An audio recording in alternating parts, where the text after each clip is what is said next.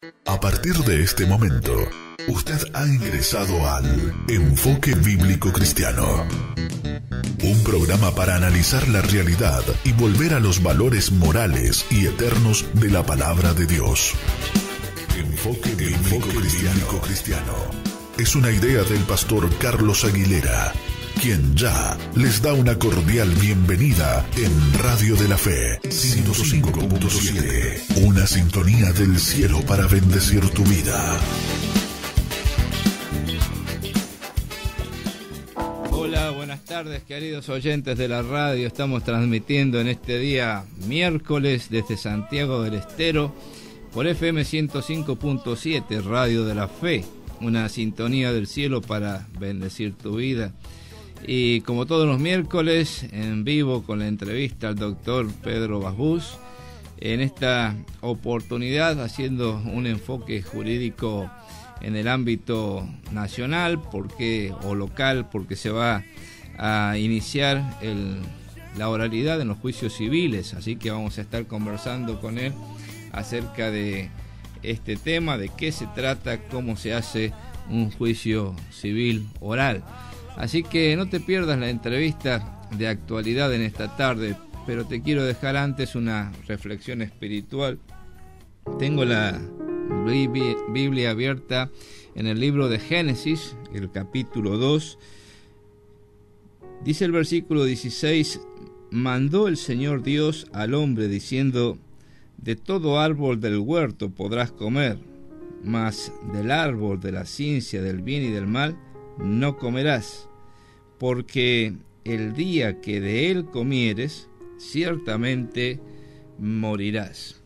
Y luego en el Nuevo Testamento, en el Evangelio de Juan, el capítulo 17, versículo 3, Jesús dice: esta es la vida eterna, que te conozcan a ti, el único Dios verdadero, y a Jesucristo, a quien has enviado. Son dos textos interesantes porque en el lenguaje cristiano muchas veces hablamos de la caída y nuestros interlocutores no habituados a la terminología que utilizamos los que habitualmente leemos la Biblia, estudiamos la teología, no entienden de qué hablamos cuando decimos la caída. Y claro, es bueno aclarar estos términos porque cuando se habla de la caída en el pecado nos estamos refiriendo a aquel primer pecado de nuestros primeros padres, Adán y Eva. Algunos los llaman el pecado original porque es el pecado que dio origen a todos los demás. De hecho, dice el apóstol Pablo en Romanos 5:12: por cuanto el pecado entró en el mundo por un hombre, y por el pecado la muerte, así la muerte pasó a todos los hombres, por cuanto todos pecaron. Es decir, una consecuencia clara, directa de la caída en el pecado es la muerte. Es decir, muerte en la Biblia también es un término que vale la pena aclarar, porque muerte significa división. Siempre que en la Biblia se habla de muerte, se está hablando de una separación. Si hablamos de la muerte física, es la separación del alma y el cuerpo. Si hablamos de la muerte espiritual, estamos hablando de este evento en el jardín del Edén. Cuando Dios le dijo a nuestros primeros padres que había un árbol en el medio del huerto en el que ellos habían sido puestos en un ambiente natural, perfecto, que de ese árbol de la ciencia del bien y del mal ellos no debían comer, porque si comían de ese árbol, ciertamente iban a morir. Claro, vino Satanás, el tentador, el enemigo de nuestras almas, y tentó primeramente a Eva y comenzó un diálogo entre ellos. Esto nos enseña que nunca tenemos que entrar en diálogos con Satanás.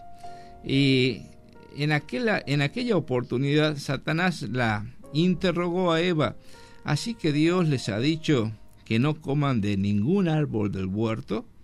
Fíjense la exageración diabólica.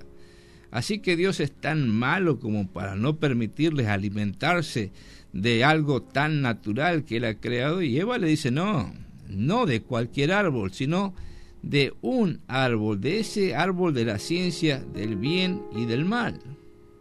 Y el diablo le dijo, Dios no es bueno, Dios es egoísta, porque Dios sabe que si ustedes comen de ese árbol, van a ser como Dios. Es decir, van a ser independientes. El hombre fue creado para vivir en dependencia de Dios. El diablo lo que quiere es que nosotros nos independicemos de Dios. Y no solamente que nos independicemos de Dios, sino que seamos nuestro propio Dios y que creamos nuestras propias normas, nuestro propio estilo de vida, nuestro comportamiento, saliendo de las normas morales de Dios y viviendo a nuestro antojo.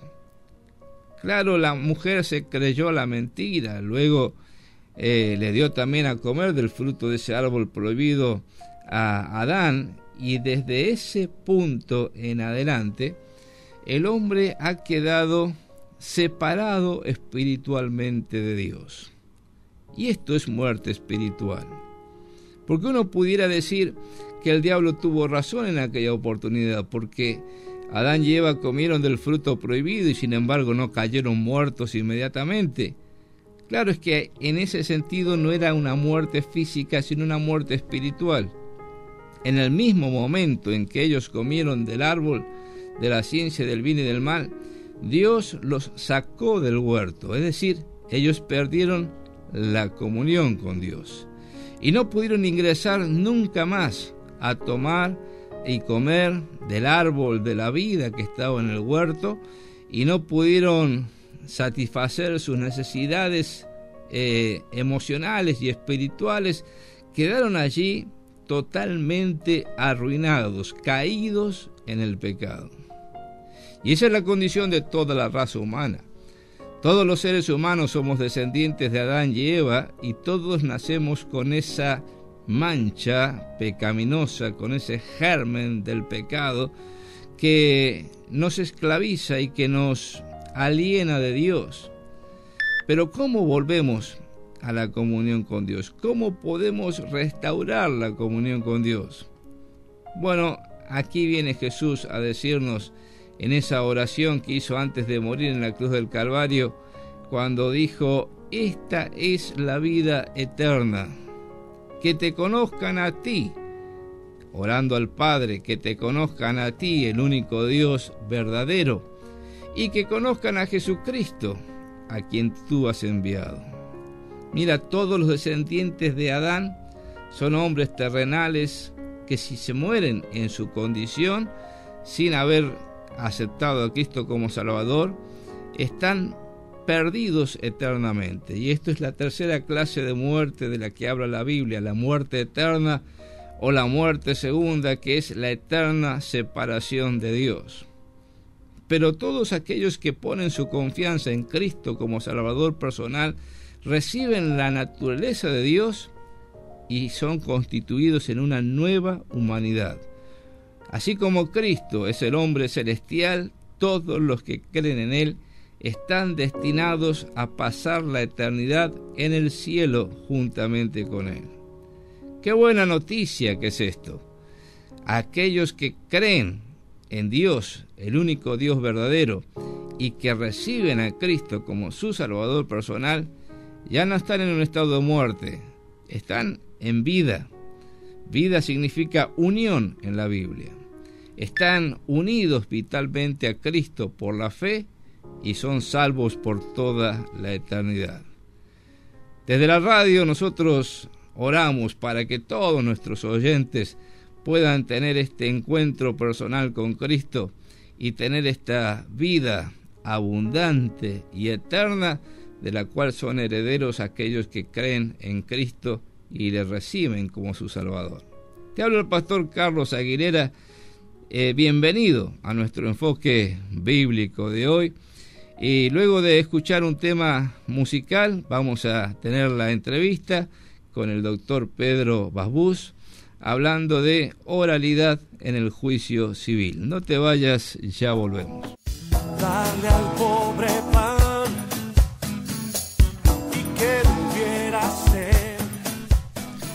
Continuamos en nuestro programa, ya en la compañía del doctor Pedro Basbús. Bienvenido, Pedro. Gracias, Carlos. Un saludo a todos los que nos están escuchando por la radio y también viendo por las redes sociales. Siempre es un gusto conversar contigo y con Oscar y con Roxana.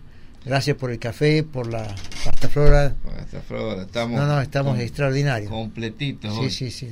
Y nos salimos del enfoque jurídico internacional, nos venimos al campo local con esta novedad. Claro, me pareció interesante compartir con todos los que nos escuchan y nos ven los cambios que la justicia local, en consonancia con cierta parte de la justicia nacional, está implementando en el Poder Judicial, siempre pensando en la celeridad o en brindar mayor celeridad en los trámites, dejar de burocratizar la justicia, tener, digamos, que la justicia se avenga a estar más en tono con la necesidad del ciudadano, dejar de parecer una justicia distante.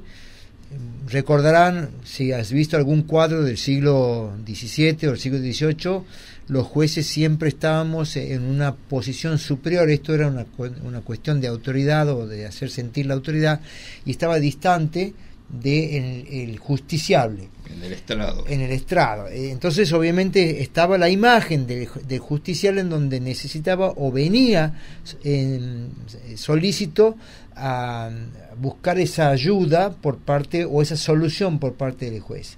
La palabra de Dios nos dice la historia del juez injusto, hace justicia conmigo, de esta mujer que le pedía reiteradas veces, y el juez hizo justicia, pero digamos a regañadientes. Bueno, digamos, es poco ortodoxo el ejemplo, pero en definitiva lo que la justicia de Santiago está intentando es ponerse en tono con algunas cuestiones, y esto va a significar un cambio de paradigma en el derecho. Aquí hemos hablado nosotros en los miércoles anteriores y desde el año pasado que hay un cambio de paradigma en la confrontación o en el tema del litigio, porque decíamos anteriormente que en una mirada positivista del siglo XIX, la única solución a los problemas de la persona era justamente el litigio. Era el interés de A versus el interés de B.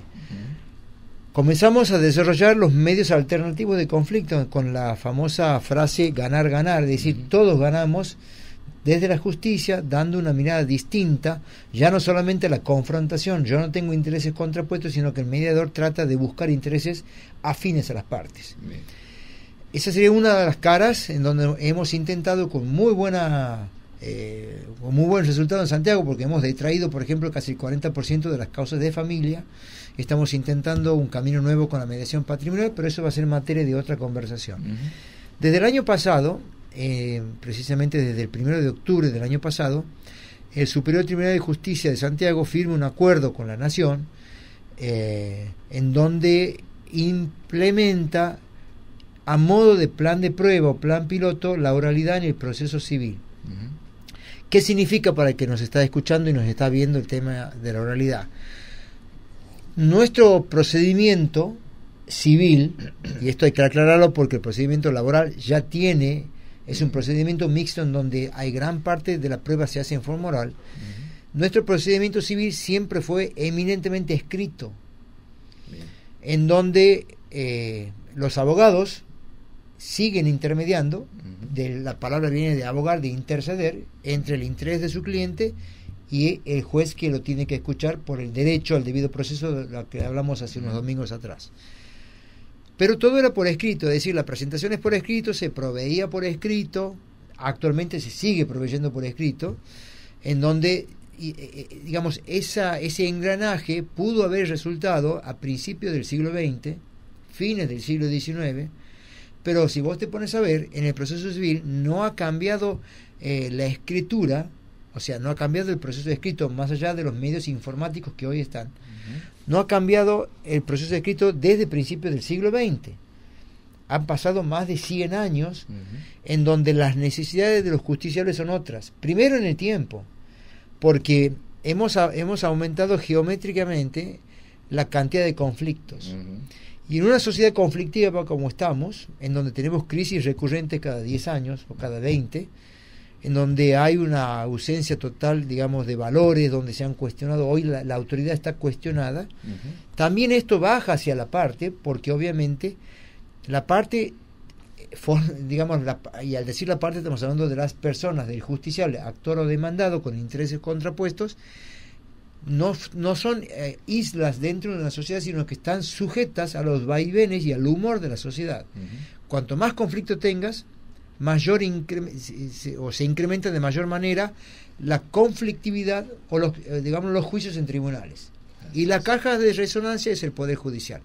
Ahora bien, dentro de una estructura justiciable como está en Santiago del Estero, se han ido creando nuevos juzgados tratando o intentando dar una respuesta a la sociedad de esta justicia rápida, porque ya lo dijo en el Martín Fierro, la justicia tardía no es justicia.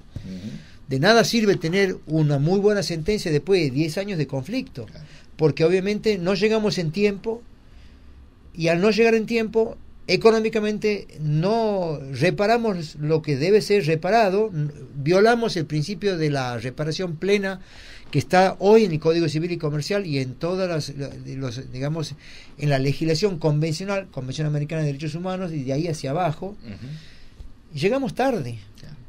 Entonces, desde el año pasado se intentó poner en marcha este plan piloto. ¿Qué significa? Primero, que el proceso civil no va a dejar de ser escrito, pero va a tener o va a contener una etapa oral, en donde se va a agilizar porque se va a oralizar todo lo que es la prueba.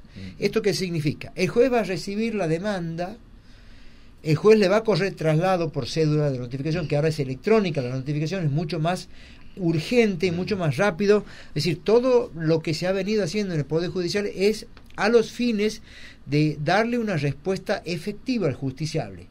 Siempre mirando a la parte que requiere el servicio de justicia, porque hay que decirlo, este es el servicio de justicia, para eso pagan los impuestos, y de los impuestos de la población sale digamos, la caja del servicio de justicia. Entonces, el juez va a recibir la demanda, que va a ser eminentemente escrita. Luego, como ocurre actualmente, hay un traslado, o sea, hay una notificación a la otra parte de la acción interpuesta, para que la otra parte sepa. Una vez que la otra parte recibe y contesta, se produce lo que se llama la traba de la litis, es decir, allí se determinan los hechos del actor y el derecho del demandado, o sea, en qué se sustenta el actor para reclamar y en qué se sustenta el demandado para no deber, o para no cumplir, o para incumplir con derecho. No incumplir ilegalmente, por supuesto. Entonces, una vez que el juez escucha a las partes allí, se abre lo que se llama una audiencia preliminar, en donde el juez recibe a las partes, recibe a los abogados de las partes, intenta una conciliación, y allí está la cuña de este medio alternativo de solución, en donde el juez inexcusablemente, dice la acordada del Supremo Tribunal de Justicia, tiene que estar presente, donde invita a las partes. Y esto es una experiencia que yo he tenido como juez de primera instancia. Hoy estoy en la segunda instancia, pero cuando era juez de primera instancia, la presencia del juez es importante en medio del conflicto. No es lo mismo, y esto lo digo con total respeto, que un compañero de trabajo, un empleado de menor jerarquía, reciba a las partes, que las reciba el juez. Porque el juez es la autoridad. Nosotros dijimos el sábado pasado, el domingo anterior, no este sino el anterior, hablábamos de las idoneidades del juez, y una de las idoneidades es la técnica o científica, y el juez tiene que demostrar primero que tiene la entidad suficiente y la capacidad para ser eficaz y eficiente. Y la presencia del juez en la audiencia, con las partes, brindas un marco de respeto, y digamos, no voy a hablar un marco reverencial, pero sí un marco de respeto, y he tenido muchísimas, digamos, gratas sorpresas en expedientes totalmente enrevesados, que cuando yo intervine en la manera de conciliador, las partes se avinieron a llegar a un acuerdo, porque uno toca fibras y eso depende también del expertise del juez, toca fibras y sabe a dónde o cómo llegar a buen puerto en un conflicto, porque aquí estamos hablando de conflictos interpersonales, siempre un conflicto de intereses donde hay un sustrato emocional más allá del sustrato económico. Siempre está el sustrato emocional hacia atrás. Así es. Entonces uno tiene que tratar de indagar al respecto y bueno, obviamente encuentra, en algunos casos no hubo solución y hubo que dictar sentencia, pero en otros casos encontramos cierta capacidad de las partes para venirse a encontrar un acuerdo. Ahora, una vez que se traba la litis, el juez convoca esta audiencia preliminar. En la audiencia preliminar lo primero que hace el juez es intentar una conciliación. Si no lo logra, si se concilia, se cierra el acuerdo y terminó en un lapso no mayor a 20 días desde que se interpone la demanda. 20 días se soluciona el problema. Ahora, si no se soluciona, el juez, que tiene que haber conocido ya el expediente, esto va a requerir una capacitación mayor del juez, porque el juez tiene que conocerlo. Digamos, nosotros en el actual proceso vamos conociendo el expediente hasta el momento de la sentencia. Aquí y tenemos un conocimiento cabal en el momento de la sentencia. Cuando tenemos todas las pruebas producidas y dictamos sentencia, ahí tenemos un conocimiento casi completo. Aquí el juez va a tener que hacer al revés, es decir, conocerlo antes, teniendo en cuenta la pretensión y la defensa. Y allí el juez va a decir qué pruebas necesita, va a conversar con las partes, y estoy hablando de los abogados que defienden los intereses de las partes, y le va a decir cómo se va a desarrollar ese proceso. Hay un deber de buena fe procesal en las partes, para encontrar la verdad y llegar a un punto de acuerdo y a una solución. Y el juez va a decir, de todas las pruebas que están ofrecidas, qué es lo que realmente le interesa, porque nosotros los jueces, y esto me pongo un poquito técnico, no estamos obligados a analizar, digamos, analizamos toda la prueba, pero no nos compele toda la prueba, sino la que efectivamente sirve para el desarrollo del proceso. Entonces el juez le va a decir, de todas las pruebas de las 10 me sirven 5, 7, 2, 1, 9, y le va a dar directivas a las partes en esa audiencia preliminar de cómo se van a desarrollar hasta producir toda la etapa probatoria y hasta llegar a la segunda parte, que es la audiencia de vista de la causa, donde ahí sí la oralidad se manifiesta en pleno, porque allí el juez es el que tiene que estar presente e interrogar personalmente a los testigos y a la parte. Hay un libre interrogatorio del juez, y aquí abandonamos un viejo modismo procesal del siglo pasado y del siglo XIX, que era que todavía está en los códigos, en donde si vos te pones a ver, hay una manera de efectuar la pregunta. Cuando hablamos de la audiencia de absolución de posiciones, que era la confesión de la parte, esta vieja prueba que decían a confesión de parte, relevo de prueba, hoy no es tan así. Pero uno tenía, y los abogados teníamos, cuando yo ejercía, y los jueces, que observar ciertas formas procesales para preguntar, y esas formas procesales contenían una afirmación. Vos no preguntabas, vos afirmabas algo y la otra parte decía, ¿es verdad lo que afirmas o no es verdad? Y sabe y cómo lo sabe. Exactamente. Entonces, eso es para el testigo, pero para la parte es jure como es verdad. Entonces, yo estoy diciendo, jure como es verdad que usted tuvo un accidente el 10 de abril, estoy afirmando que tuviste un accidente, y vos me tendrás que decir, no es verdad. Y ahí se cierra. Entonces, esa pregunta queda invalidada por el no es verdad. Y no te puedes, no te puedes salir de esa fórmula, si se quiere, procesal, rígida, estructurada de la posición, porque no es pregunta, la pregunta es al testigo. Diga cómo lo sabe, diga si lo sabe y cómo lo sabe. También es una forma que preguntaban los antiguos romanos. O sea, todo esto viene de la época de los romanos. Imagínate, estamos en el siglo XXI y tratando de dar la mayor solución a los justiciables con medicina no digo que esté mal, pero sí la podemos hacer mejor. Una vez que la audiencia de vista de la causa se celebra... perdón, ahí te interrumpo.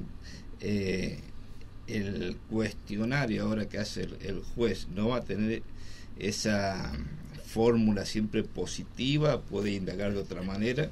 Bueno, puede tener la fórmula positiva, no quita que la tenga, porque los abogados, las partes van a llevar su posición, el juez va a leer, y sin embargo el juez puede salirse, y dice la acordada que el juez tiene libre facultad de interrogar. Entonces el juez va a cambiar, vamos a ir más a, digamos, al modismo actual en cuanto a la forma de hacer las preguntas. Entonces ahí se descontractura el tema. Bien. ¿Sí? Bien. Tratando de arrimar, digamos, de ser más rápidos y más precisos y obtener una justicia más eficiente en el, digamos, esto es en el menor tiempo. Bien. Una vez que se termina la audiencia de vista de la causa, donde va a tener la prueba confesional y testimonial, eventualmente los peritos que ya tienen que tener terminada su pericia pueden venir a brindar explicaciones. El juez les va a decir a las partes, en ese momento se cierra el acto, se clausura el periodo probatorio, en el caso de que no existan otras pruebas pendientes de producción, y si las hay va a fijar un plazo muy chiquito para que se las produzca. Termina el acto, certifica a la secretaria las pruebas que se han producido, y el juez les dice a las partes, ustedes pueden alegar ahora, en este acto, en un speech de no más de 20 minutos cada uno, o pueden tener 6 días para alegar. La ventaja de esto es que si vos alegas en ese momento, inmediatamente se cierra y el juez dicta la sentencia no en ese acto, sino en el plazo que marca el código. Y si las partes dicen no, vamos a alegar, es decir, vamos a meritar cómo se han desarrollado las pruebas, eso significa alegar, es hacer un raconto de todo lo que ha pasado en el proceso, meritar la prueba, analizar la prueba mía y de la contraria, y sobre eso insistir en su derecho. Eso lo puedes hacer por escrito, y si lo haces por escrito, actualmente cada parte dispone de 6 días. Y si vos tienes 3 partes, son 18 días hábiles. Y 18 días hábiles es un mes. Tarda mucho. Muchísimo. Aquí vas a tener 6 días. Y te van a entregar un soporte digital de la audiencia. Bien. O sea que vos lo vas a retirar con tu pendrive al soporte digital y vas a tener la audiencia bajada en tu computadora en el mismo momento. No vas a tener que llevar el mamotreto del expediente. Lo podrás hacer, o sea, llevarás copias, pero vas a tener todo compilado en el soporte informático. Entonces, haciendo gala de las nuevas TICs, tecnologías en comunicación, las nuevas tecnologías, de tanto que se viene hablando en los congresos que uno asiste, bueno, estamos poniendo en marcha. Por supuesto, esto significa un cambio de mentalidad. Como todas las cosas, somos humanos, y cuanto más grande, más reacios a cambiar. Sí. Esto significa un cambio de mentalidad y de paradigma en todo digamos, los abogados. Necesitamos sí de la colaboración del Colegio de Abogados, necesitamos de la colaboración de todas las justicias. Se han venido desde el año pasado dando conferencias de capacitación, porque esto también significa invertir en recursos. Claro. Porque vos vas a tener, o vos vas a necesitar audiencias, digamos, salas específicas para llevar a cabo las audiencias. Si vos vas a concentrar todas las audiencias, no vas a tener lugar en un juzgado. Entonces que tienes que crear una sala de audiencias especiales. Y eso significa Durlock, piso, equipos de micrófono, grabador, video, todo lo que significa para digitalizar el tema. Eso cuesta plata. Más en este momento que estamos en vacas flacas, cuesta dinero. Junto a la oralidad, se va a implementar a partir del 3 de junio, lunes 3 de junio, lo que se llama el Colegio de Jueces. Actualmente los jueces civiles de mayor cuantía se dividen en nominaciones. Y tenemos 6 jueces, primera, segunda, tercera, cuarta, quinta y sexta. Cada juez tiene o cambia el turno o entiende cada 50 expedientes que ingresan por la mesa general de entradas. Cada 50 pasa el turno. Bueno, vamos a tener ahora 2 colegios de jueces. 3 jueces en el colegio 1, 3 jueces en el colegio 2.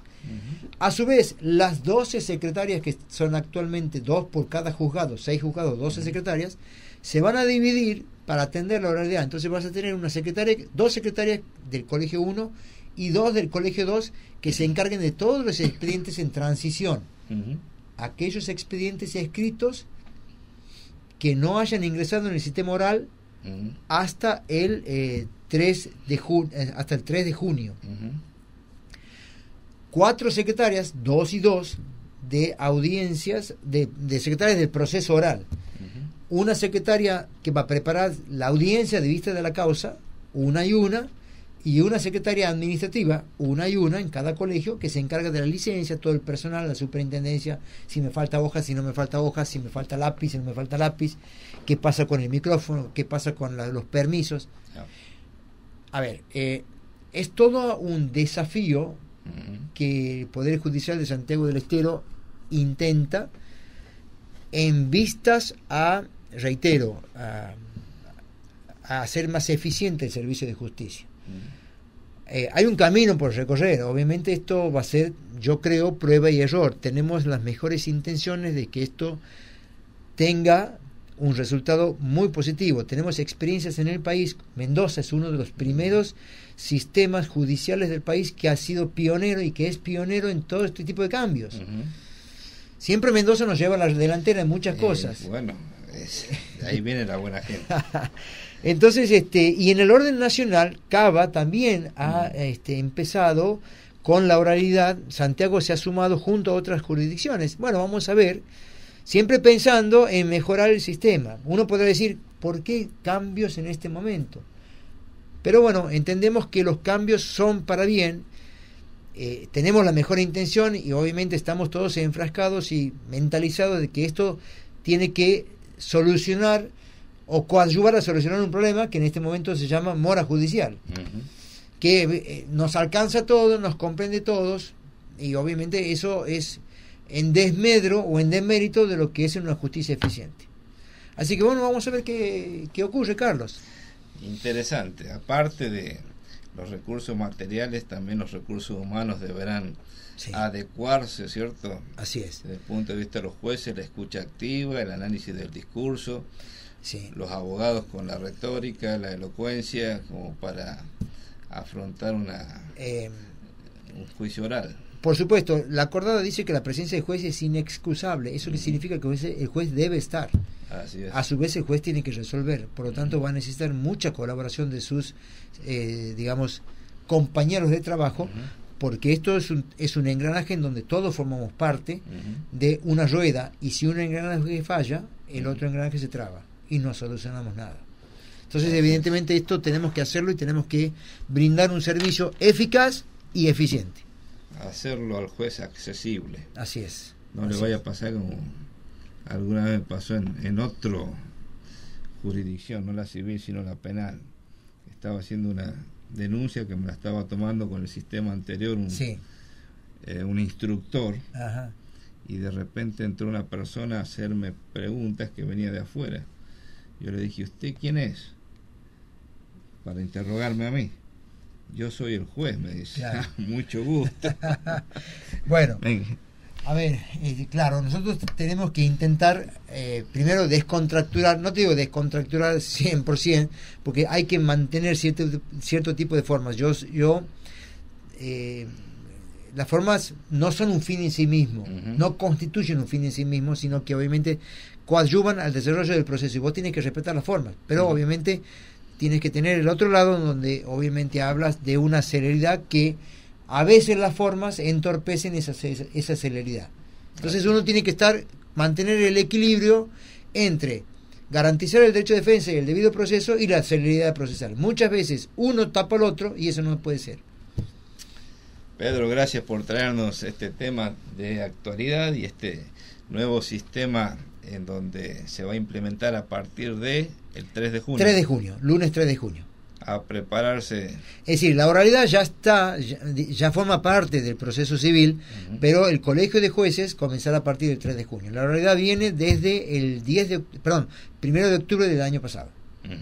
Estamos hablando de juicio de primera instancia, ¿no? Juicio de primera instancia, Cuando exactamente. pasa segunda instancia. No, segunda instancia todavía estamos con el sistema tradicional. Bien. En un futuro vamos a ver primero cómo nos desarrollamos en primera instancia. La segunda instancia en la expresión de agravios y en la resolución va a ser oral, pero eso es un futuro que todavía no hay fecha designada. Vamos a ver primero cómo estamos con esta primera instancia para los juzgados civiles de la ciudad capital y de Banda.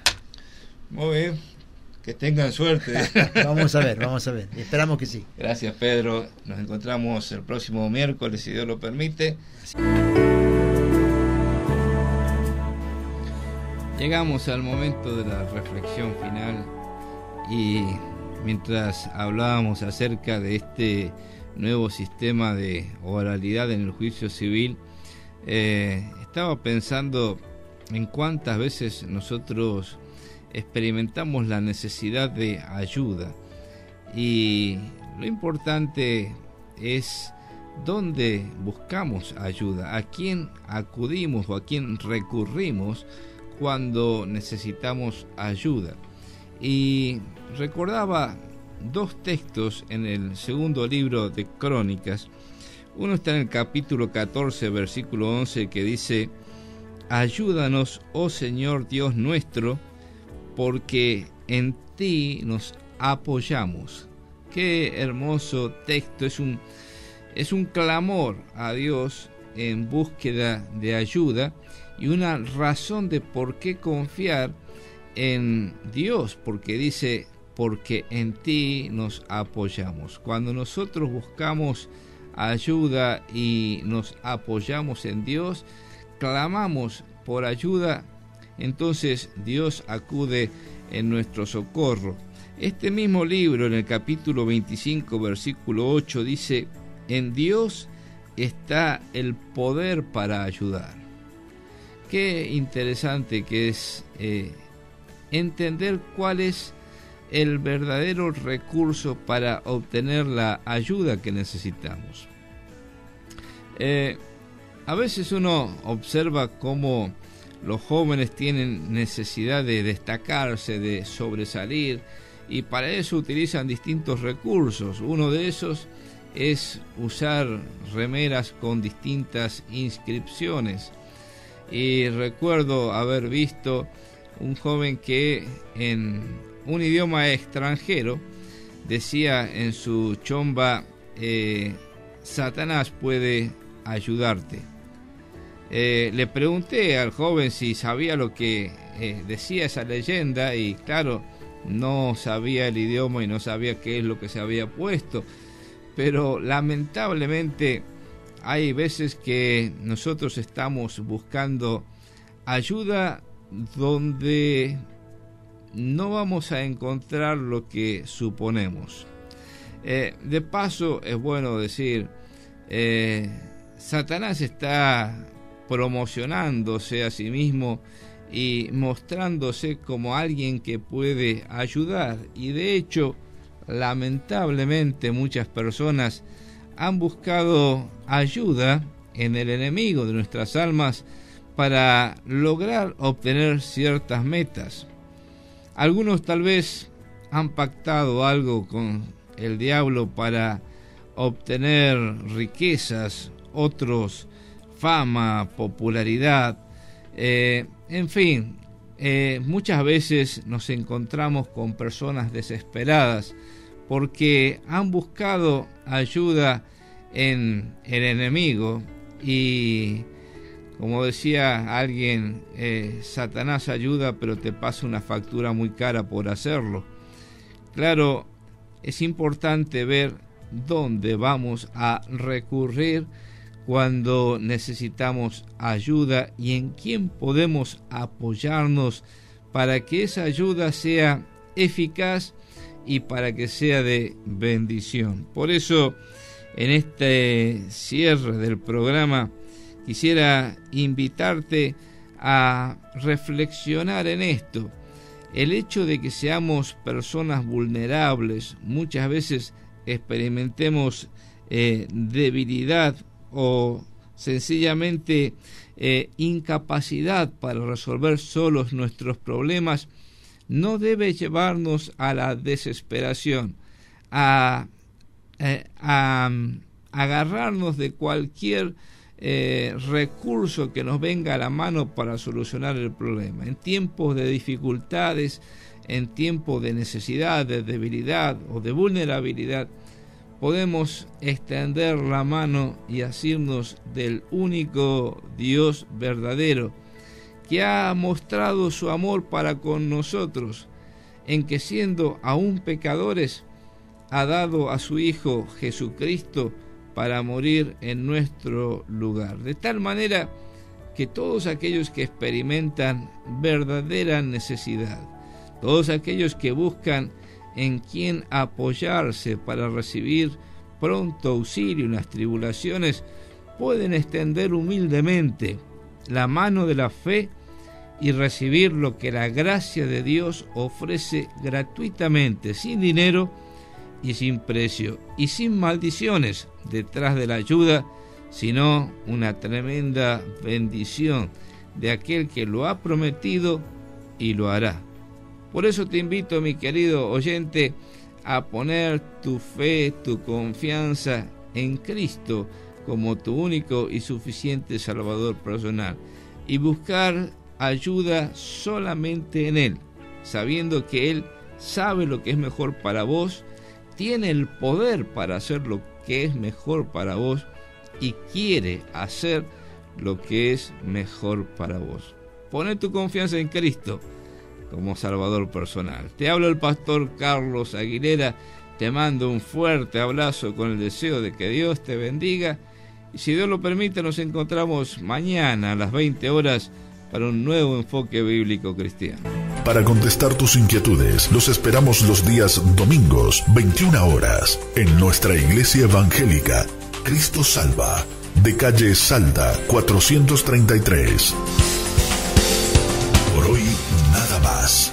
Mañana nos volveremos a encontrar con un nuevo enfoque bíblico cristiano de la actualidad por Radio de la Fe 105.7, una sintonía del cielo para bendecir tu vida. Por su compañía, muchas gracias.